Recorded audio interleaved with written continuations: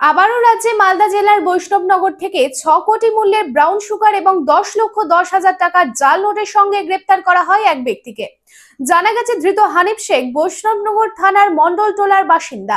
ভারত বাংলাদেশ সীমান্ত লাগোয়া মোহিতপুর এলাকায় ছদ্মবেশে পুলিশ অভিযান চালিয়ে এত পরিমাণ টাকার ব্রাউন সুগার উদ্ধার করে।